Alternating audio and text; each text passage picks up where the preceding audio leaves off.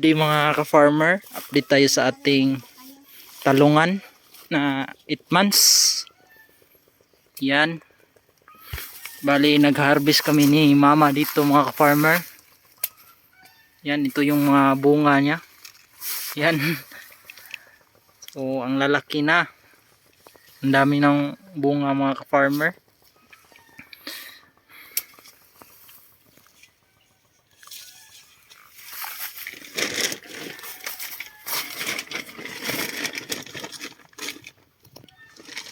Mga ka-farmer, update din tayo sa aking ginamit na herbicide mga ka-farmer.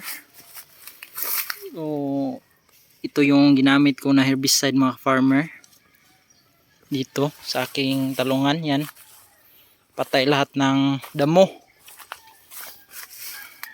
So, kailangan talaga ng herbicide kasi yung mga damo dito is mahaba na. Ngayon ko lang ulit ito na inalagaan. Yan mga farmer, ito yung mga bunga niya. Yan.